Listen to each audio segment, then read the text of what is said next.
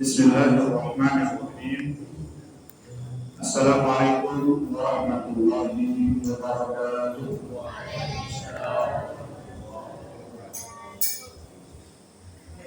Alhamdulillahirabbil alamin. Wassalatu wassalamu ala asyrafil khalqi ajma'in. Nabiyyina wa habibina al-mustafa ar-rasulul amin Muhammad bin Abdillah wa ala alihi wa sahbihi wa man sara ala nahjihi wa ittaqa atharahu ila yaumiddin. Wa asyhadu an la ilaha illallah wahdahu la syarika lah wa asyhadu anna Muhammadan abduhu wa rasuluh la nabiyya ba'dahu. Subhanaka la ilma lana illa ma 'allamtana innaka antal alimul hakim. Allahumma inna nas'aluka min fadlika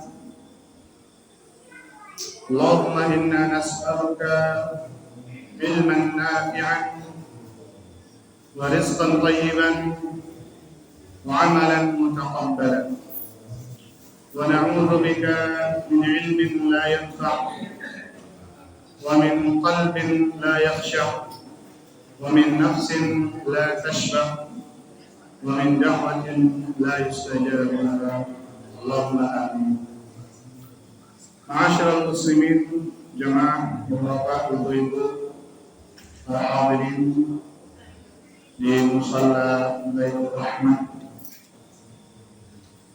Alhamdulillah kita bisa bertemu, pertemuan yang kita mengharapkan di dalamnya rahmat, sebagaimana nama musalla Baitur Rahmah, rumah penuh dengan rahmat. Pertemuan yang kita mengharapkan di dalamnya keridhaan, begitu banyak manfaat, begitu banyak faedah. Dikarenakan dalam sebuah hadis yang sahih ada sebuah hadis ketika Rasulullah SAW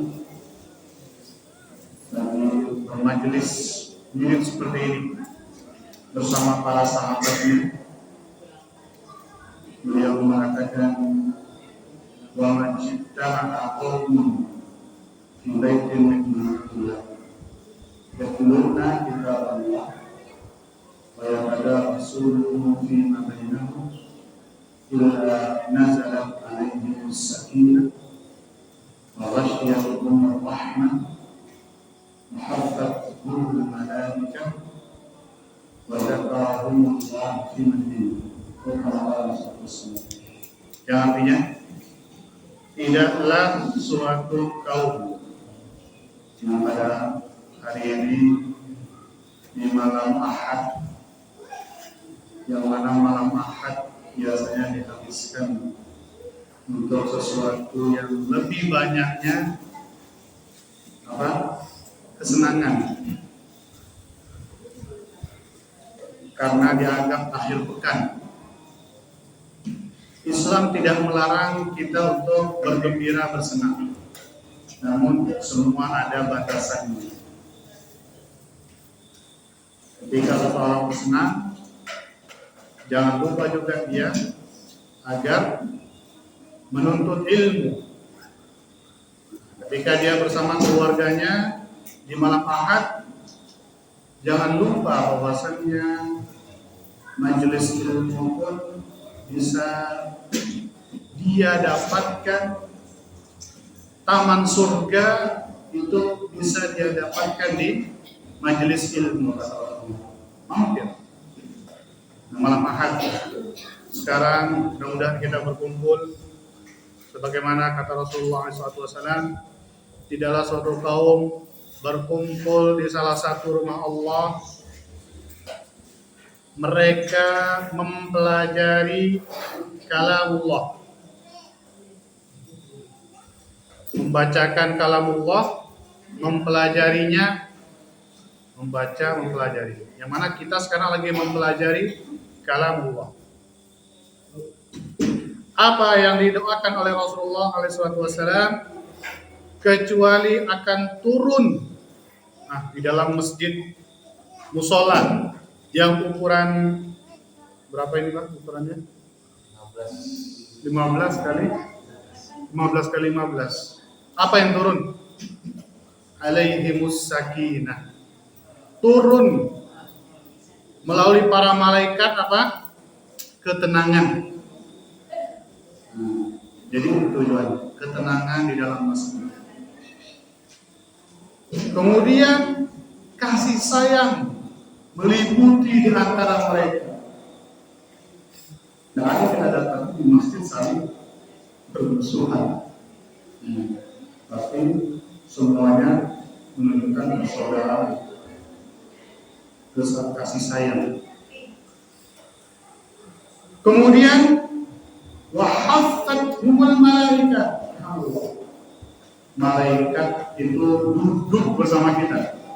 Nah, jadi kalau itu kita bermajlis di sini, kita juga punya makhluk yang lain, yaitu siapa? Malaikat. Kalau malaikat itu kata Allah Taala dari mereka hamba-hamba yang Allah muliakan. Jadi di rumah Allah bersama kita para malaikat. Kita nggak bisa melihat malaikat, tapi malaikat melihat, memonitor kita, mencatat amalan-amalan kita. Itu harus kita yakini. Jadi kita harus bagaimana memperhatikan adab bersama para malaikat. Dan sampai situ, apa yang Allah doakan? Wa dzakarallahu fi man indah. Ini yang paling agung sekali. Yaitu Allah Subhanahu wa taala itu menyebut, memuji orang-orang yang lagi di dalam sini, dibangga-banggakan di mana? Orang-orang yang ada bersama makhluk-makhluk yang ada bersama Allah, yaitu para malaikat juga, para bidadari, para malaikat penduduk langit. Fulan, bapak ini semuanya dia seolah lagi di teropong. Ini semuanya lagi menghadiri majelis ini. Maka masyaallah muslimin jemaah sekalian, beruntunglah kita ketika kita bisa memanfaatkan ilmu yang Allah berikan kepada kita bermacam karunia dan kenikmatan, yang mana seorang mukmin yang cerdas bisa memanfaatkan waktu luang. Nah, waktu apa? Luang. Nah, ini kan ada peluangan waktu. Bisa saja orang-orang saudara-saudara kita yang lainnya mereka memiliki waktu luang, namun tidak berkesempatan untuk hadir di majelis ilmu dikarenakan satu dan lain hal. Tentunya ada kesibukan masing-masing. Alhamdulillah kita berharap dengan kehadiran ini di Baitul Rahmah, mudah-mudahan seperti apa yang tadi disampaikan dalam hadis, kita mendapatkan ketenangan, kita mencas diri kita setelah satu pekan beraktivitas di akhir pekan. Inilah waktu kita mencas diri kita dengan menambah apa? Keimanan. Karena iman itu yazidu wa yanqus. Terkadang iman itu kurang, terkadang apa? Naik. Utama. Seperti itulah manusia. Ya, iman seseorang. Nah, ada naik terus, berkurang dan berkurang. Dan dikhawatirkan jangan berkurang terus, fatal. Namun ketika sudah merasa sepertinya berkurang, jadi malas ibadah, jadi malas bersedekah, dan seterusnya, maka cepat-cepat dia mencari casnya, menambah keimanan. Salah satunya dengan mendengarkan taklim, membaca Al-Quran, kiat untuk menambah keimanan. Masyaallah muslimin, berkaitan dengan pembahasan kita malam ini yang akan kami bahas terkait dengan Al-Quran Al-Karim. Tadi sudah dikatakan bahwasannya Al-Quran Al-Karim salah satu dari sekian banyak cara untuk menambah keimanan. Al-Quran Al-Karim merupakan salah satu sumber syariat Islam ini. Ada pernah kita dengar Al-Quran dan As-Sunnah, ya, Al-Quran dan As-Sunnah. Yang pertama Al-Quran, yang kedua As-Sunnah. Ibarat koin, ya, uang yang dua sisinya nggak bisa dipisahkan. Artinya apa? Al-Quran dan As-Sunnah sama-sama penting dalam perkara agama Islam. Al-Quran Al-Karim merupakan wahyu yang Allah turunkan sebelum penciptaan langit dan bumi. Allah sudah mentakdirkan semua makhluk. Allah sudah mentakdirkan kita yang hadir di sini dan saudara-saudara kita seumat yang lainnya itu untuk beriman kepada Al-Quran. Beriman kepada Allah. Kita mengimani Allah salah satunya dengan apa yang terkandung dalam Al-Quran. Kita belum jadi, ya, masih di dalam sulbinya Nabi Adam alaihissalam, ya, kita sudah mengikrarkan diri kita sebagaimana termaktub di dalam surat Al-A'raf, bahwasanya Allah telah mempersaksikan kepada seluruh manusia bahwa alas rabbikum qalu bala syahidna. Apa jawaban manusia? Padahal belum ada manusia. Tapi begitulah hal gaib yang harus kita imani. Para manusia waktu itu bersaksi. Kami bersaksi bahwasanya Engkau Rabb kami. Itu jawaban kita. Makanya ada yang tetap berada di atas agama Islam, tapi ada umat yang lainnya akhirnya berada di atas agama selain Islam. Kenapa bisa demikian? Karena pengaruh orang tuanya. Karena dalam hadis tidak ada yang disebutkan seorang bayi ma min maulud illa yulad ala fitrah. Tidaklah seseorang bayi, ya, itu dilahirkan melainkan di atas fitrahnya. Apa fitrahnya tadi? Fitrahnya tadi yang disebutkan tadi bahwasannya semuanya bersaksi bahwasannya Allah itu apa? Rabb. Itu pada mulanya. Maka dilanjutkan oleh Rasulullah fa'abawahu. Nah, ini. Dan kedua orang tuanya lah. Jadi ini menjadi penyebab. Yuhawwidanihi, yang menjadikan dia apa? Menjadi pengikut Yahudi. Au Nasrani, jadi agama Nasrani. Au yumajjisanihi, majusi. Ada enggak?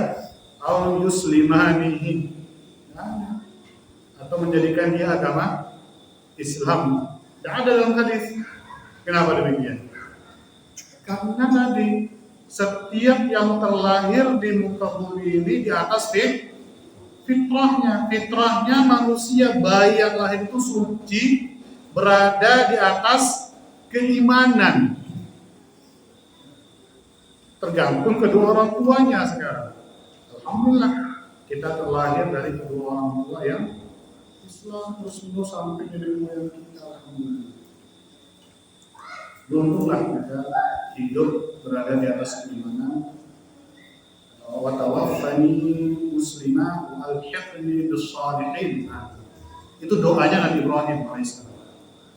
Meminta kepada Allah agar sudah beriman, sudah di atas agama Islam, hendaknya Allah mewafatkanku dalam keadaan Islam.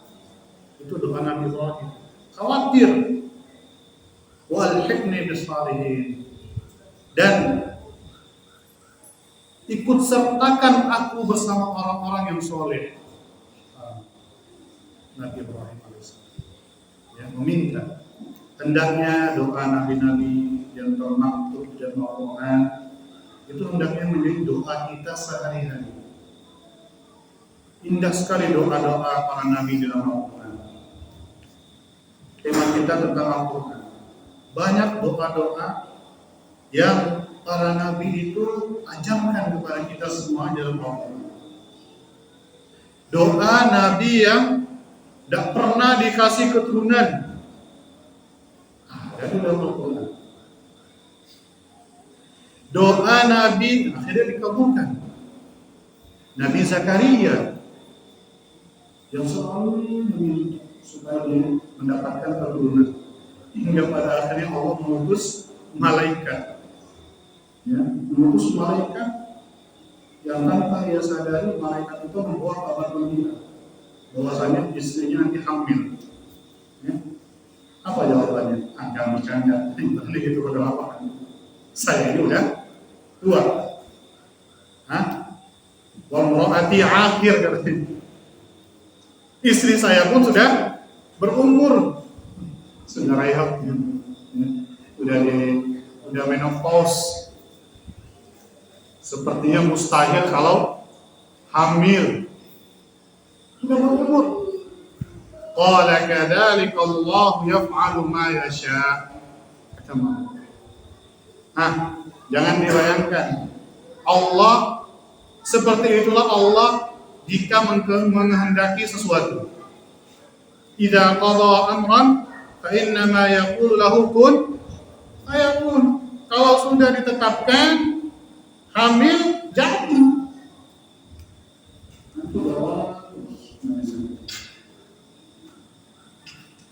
Nabi Ibrahim salah satu juga doanya apa?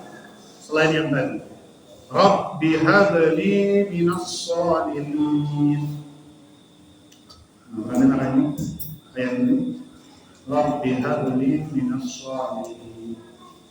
Ya Allah, karuniakanlah untukku keturunan yang saleh. Nabi Ibrahim kurang apa solehnya? Siapa anaknya Nabi Ibrahim? Ismail. Yang terjadi peristiwa penyembelihan. Bayangkan. Nanti lahir Ismail, kemudian lahir lagi Ishak. Ini keturunan Nabi Ibrahim. Kurang apa solehnya mereka? Namun tetap Nabi Ibrahim meminta, Rabbi habli minas shalihin. Ya sama kisahnya, Nabi Ibrahim itu lama juga dikasih keturunan. Dari istri yang pertama itu Sarah, lama dikasih keturunan sampai suatu ketika perjalanan hijrah, ya. Kemudian Nabi Ibrahim menikah dengan Hajar. Ketika menikah dengan Hajar, lahirlah seorang putra namanya Ismail yang diidam-idamkan, yang agak disayangkan. Namun ini perintah Allah. Hajar dan Ismail diasingkan. Nah, ini sudah mengharapkan keturunan, tapi apa? Diasingkan. dijauhkan dari Ibrahim. Perintah dari Allah. Sampai terjadilah namanya syariat nanti tawaf. Syariat apa? Sa'i, ya, keluar air Zam-Zam. Itu ceritanya seperti itu. Sampai Nabi Ismail mau disembelih. Bayangkan di zaman sekarang, di zaman dahulu, Nabi Ibrahim dapat perintah dari Allah, sebagaimana diterangkan dalam surat Yusuf. Nabi Ibrahim mendapatkan perintah dari Allah SWT untuk menyembelih anaknya sendiri. Anak yang sudah tumbuh besar, gagah, tiba-tiba disuruh disembelih. Berdasarkan apa? Wahyu. Wahyunya ini dengan cara apa? Ada yang tahu? Ya? Mimpi. Nah, bayangkan mimpi.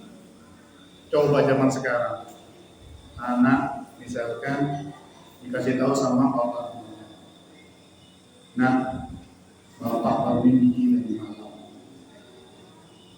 Kira-kira apa respon anaknya ketika kita mimpi? Bapak mimpi kamu, bapak asingkan dari Bangkina, disuruh ke Papua. Ngapain Pak? Ya pokoknya di sana saja. Tunggu sampai apa ketentuan dari takdir Allah. Kira-kira apa sebenarnya? Nah, Bapak ini halu. Kita sekarang apa? Halu. Halu itu mimpi yang kacau. Ya. Hari ini masih percaya mimpi, nah kan gitu. Tapi tidak demikian dengan Ismail, Nabi Ismail alaihissalam. Ketika Nabi Ibrahim berucap, ya bunai, inni ara fil manam anni azbahuka. Wahai anakku tersayang, tadi malam aku bermimpi, aku diperintahkan untuk apa? Menyembelih. Fanzur madza tara. Apa pendapatmu? Nah, inilah doa Nabi Ibrahim. Rabbi habli minas shalihin. Ya Allah, karuniakanlah anak yang saleh. Apa jawaban anak yang saleh? Qala ya abati al ma tu'mar. Luar biasa. Wahai bapakku tersayang, laksanakanlah apa yang diperintahkan. Nah, itu soleh buah dari doa orang tua. Jadi tidak ada yang namanya orang tua frustasi, anak nakal, terus doa terus menerus. Siapa yang tahu takdir ketika Allah sudah berkehendak, anak itu bisa berubah dengan kekuatan apa? Doa. Lakukanlah wahai bapakku, satajiduni insyaallah minas sabirin. Engkau akan mendapatiku termasuk insyaallah, termasuk orang-orang yang bersabar. Nah, ini luar biasa ketika kita mendengar kisah ini. Ya. Dialog antara seorang bapak dan anak melalui wahyu yang caranya dengan mimpi. Kalau kita belajar bagaimana penafsiran para ulama, bahwasannya mimpinya para nabi dan rasul itu wahyu yang benar. Jadi jangan percaya kalau selain nabi dan rasul, mau dia jenggotnya lebat, ya, kelihatannya soleh, kiai, tiba-tiba dia bermimpi aneh-aneh, itu jangan percaya, ya, karena yang namanya mimpi itu imma baik atau buruk.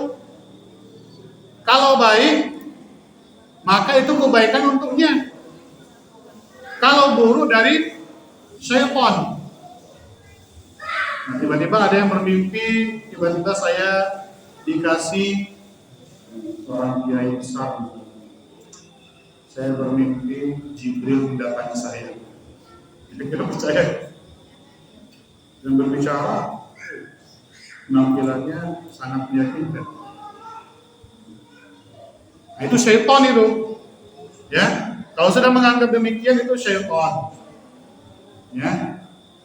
Dia menganggap bahwasannya ada wahyu setelah Muhammad alaihissalatu wassalam. Padahal Rasulullah SAW khatamul anbiya wal mursalin, penutup para nabi dan rasul, terputus semua risalah kenabian dan kerasulan semenjak Nabi Muhammad wafat. Al-yawma akmaltu lakum, ketika hajatul wada. Itu kan banyak. Mungkin di wilayah Riau mungkin hampir tidak terdengar. Tapi kalau di Jawa, ya selama saya di Jakarta, di Pulau Jawa, itu sering kali muncul nabi palsu, perempuan dapat wahyu dari Jibril, macam. Ya. Dan yang anehnya ada pengikutnya. Nah, ini kan aneh. Ada pengikutnya yang percaya. Kenapa bisa percaya? Tadi dengan tertipu, kurangnya ilmu. Jemaah sekalian, ma'asyiral muslimin azzakumullah. Jadi Al-Quran merupakan sumber dari semua solusi. Segala bentuk permasalahan itu semuanya ada di dalam wahyu Al-Quran dan As-Sunnah. Al-Quran yang jumlah suratnya 114 surat, itu mengandung di dalamnya ketika diturunkan, pertama memuat tentang kisah-kisah, ya, kisah-kisah umat terdahulu, itu diceritakan di dalam Al-Quran. Yang paling terkenal misalkan umat-umat terdahulu yang dibinasakan, rata-rata dibinasakan. Salah satu contoh kita ambil siapa? Fir'aun. Fir'aun. Itu manusia paling sombong di muka bumi, paling bejat, bahkan kesombongannya itu udah bertingkat sekali. Apa kesombongannya? Qala ana rabbukumul a'la. Saya ini Tuhan yang paling tinggi, kalah lagi Allah. Itu kesombongannya Fir'aun. Jadi kalau tidak ada yang beriman, tidak ada yang ikuti perintah Fir'aun, maka hukuman menanti. Apa? Dipotong, mutilasi. Laqatti'anna aydiyakum wa arjulakum min khilaf. Jadi ketika ada yang beriman sebelum diperintahkan sama Fir'aun, intinya dia murtad dari Fir'aun, itu menanti hukuman yang berat. Dipotong tangan dari kanan, dipotong kaki dari kiri. Nah, itu azabnya dari Fir'aun bagi kaum. Jadi makanya kaumnya itu sangat takut dengan Fir'aun. Sampai terjadi sebuah kisah bersama Nabi Musa alaihissalam. Pada akhirnya Fir'aun dan teman-temannya apa? Tenggelam, termakut di dalam Al-Quran. Bala tentaranya ditenggelamkan, Fir'aun pun ditenggelamkan. Namun Allah tidak menghancurkan jasad Fir'aun. Ya? Tujuannya apa? Litakuna liman khalfaka ayat, supaya orang yang setelahmu nanti tahu bahwa engkau ini merupakan saksi bagaimana Allah membinasakan yang kesombongannya juga melebihi tingkat, bahkan dia mengatakan dia lebih tinggi dari Allah. Nah itu di dalam Al-Quran membuat kisah-kisah yang lagi ramai juga di negara kita. Allah mengisahkan tentang binasanya kaum Sodom. Kaum Sodom, ya, kaumnya Nabi Lut alaihissalam, yang mana Allah ceritakan kalian melakukan tindakan yang tidak pernah ada di kaum ini sebelumnya. Ini luar biasa. Perbuatan fahisyah dalam Al-Quran, dalam peninjauan istilah fahisyah itu dua, fahisyah zina atau fahisyah liwat. Dua itu aja, perbuatan zina atau liwat dalam bahasa Arabnya, yaitu sodom, laki-laki sama laki-laki, perempuan dengan perempuan. Sampai Allah menceritakan khusus malaikat turun ke muka bumi memberitakan bahwasannya kaum Sodom itu akan dibinasakan. Maka hendaknya Nabi Lut membawa keluarga dan orang-orang yang beriman supaya apa? Lari. Dan larinya pun dikasih tahu, kalau sudah lari menjelang subuh. Jadi bukan malam, pertengahan malam, tapi menjelang subuh. Kalau sudah lari jangan nengok ke belakang. Nah itu berita. Ya, supaya lari jangan nengok ke belakang. Itu sejauh-jauh. Akhirnya, ya, dalam Al-Quran misalkan penduduk yang melakukan fahisyah tadi apa? Allah binasakan dengan cara diangkat, daerahnya itu diangkat setinggi-tingginya ke atas langit, sampai terdengar teriakan jeritan-jeritan. Ya. Sudah diangkat, dilempar dengan batu dari neraka panas, sudah sampai ke langit. Terdengar teriakan, baru dibalik. Apakah mau seperti ini negara Indonesia? Tentunya kita tidak tahu. Makanya tidak ada yang namanya kampanye tentang kaum istilahnya kaum pelangi. Setara, hak mereka sama. Itu penyimpangan, penyakit, bukan suatu kenormalan.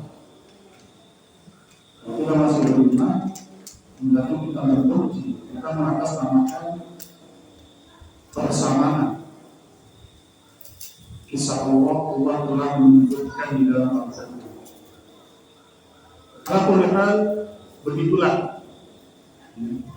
Al-Quran itu menjelaskan tentang kisah-kisah orang-orang yang Allah binasakan di zaman dahulu.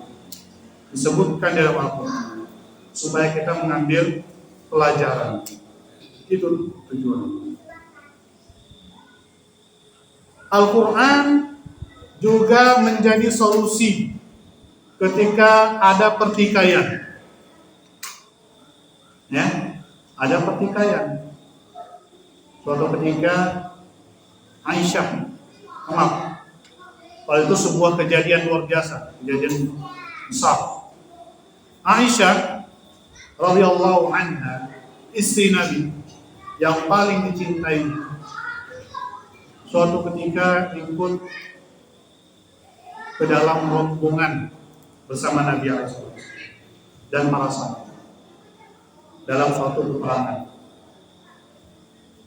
Nah, ketika di tengah perjalanan, seperti biasa namanya musafir itu berhenti sejenak istirahat. Bagaimana ketika kondisi mudik istirahat, begitulah sama Rasulullah dengan kendaraan unta.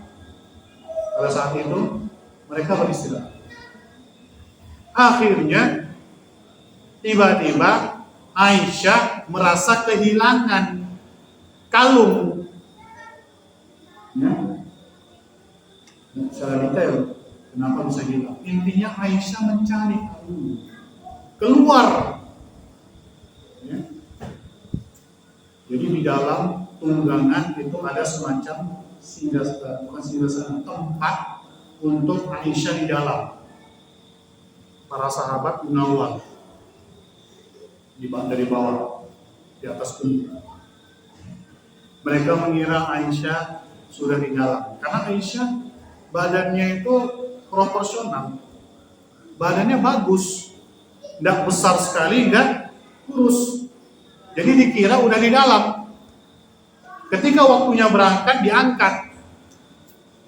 Ya bagi sahabat bukan diangkat, intinya melihat sepertinya Aisyah sudah di dalam.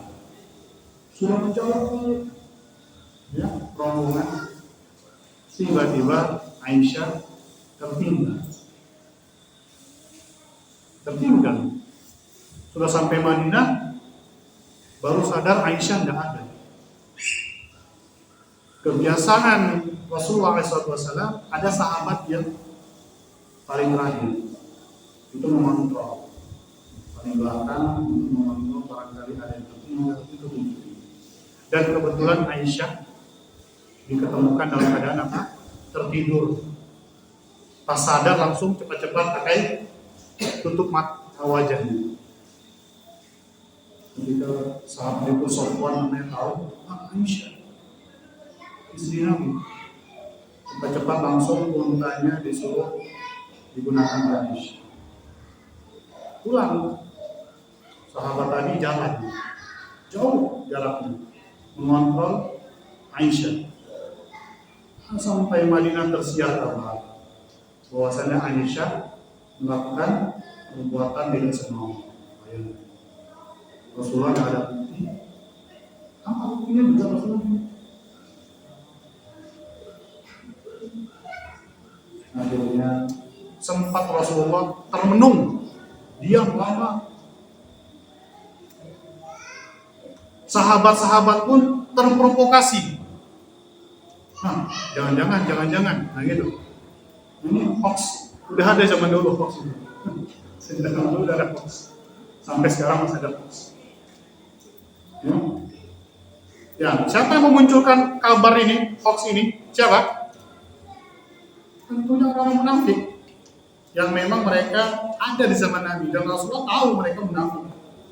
Ya, tapi Rasulullah enggak bunuh mereka karena mudaratnya lebih besar. Dan intinya mereka menyebarkan hoax. Ya. Sampai yang terdekat, keluarga terdekat pun terprovokasi. Bingung. Rasulullah sampai gelisah. Gimana ini? Kita siap apa? Nah, di saat inilah Al-Quran menjadi apa? Solusi. Akhirnya dapat jawaban dari mana? Langsung dari wahyu turun pada saat itu. Jadi intinya bahwasannya Al-Quran itu menjadi solusi dari sumber apapun permasalahan kita, ya, menyikapi dunia ini. Al-Quran menjadi solusi. Kita cerita akhirnya dikasih jawaban bahwasanya itu berita tuduhan keji, dan pada saat itu juga yang menuduh Aisyah terkena had, terkena hukuman cambuk sesuai syariat. Jadi dari kisah apapun yang kita sampaikan, bagaimana kehidupan Al-Quran itu tidak hanya diperingati ketika Ramadan, ketika dinamakan nuzul Quran, diperingati Al-Quran. Tidak. Al-Quran itu seharusnya bisa kita sehari-hari. Tidak ada waktu yang namanya kita tidak bisa membaca Al-Quran. Waktu kita sangat penuh. Allah berikan kita 20 jam. Baca Al-Quran itu kalau tidak dengan Al-Quran secara langsung kita bisa gunakan. Tapi kalau dengan teknologi sudah maju, bisa dibuat, bisa dibaca. Surat-surat pendek, intinya sehari ada kita membaca Al-Quran. Karena dengan Al-Quran itu menjadi penenang hati seorang muslim. Sudah masuk ke sholat. Dulu biasanya gimana? Jeda, lanjut atau tutup dulu? Lanjutkan sedikit kalau ada. Lanjutkan sedikit. Baik. Jadi sebagaimana pernah kita mendengarkan ya sebuah doa Allahumma hamdaka Quran Allahumma ij'al Quran rabi'a qulubina. Ya Allah, rahmatilah kami dengan Al-Quran. Ya Allah, jadikanlah Al-Quran menunjuk hati. Maka dinamakan Al-Quran dari kata qara'a yang qara'i. Kalau diartikan dalam bahasa Indonesia itu membaca. Tapi disebutkan Quran. Kalau yang belajar bahasa Arab, kalau dalam tinjauan Quran berarti fulan. Baca tapi apa? Continue. Kalau hanya sebatas membaca qiraah dalam bahasa Arab, sekedar membaca. Saya namakan Al-Quran karena seperti inilah Al-Quran kita lakukan, yaitu dibaca terus-menerus. Baik dibaca atau dihafal dengan hafalan. Intinya jangan sampai hati itu kering. Ya. Ceramah didengar, Al-Quran yang dibaca, jadi apa yang diharapkan dari kualitas hidupnya. Allah memberikan dia waktu yang sangat banyak sekali. Mungkin demikian yang bisa kami sampaikan. Mudah-mudahan yang sedikit ini bermanfaat bagi yang berbicara dan umumnya jamaah sekalian. Semuanya yang menjalankan firman Allah Taala, berpikir yang membuka tentang ini dan belah peringatan karena peringatan itu bermanfaat bagi orang yang beriman. Ada Allah yang beriman, wa ulama Muhammadin Allahumma wa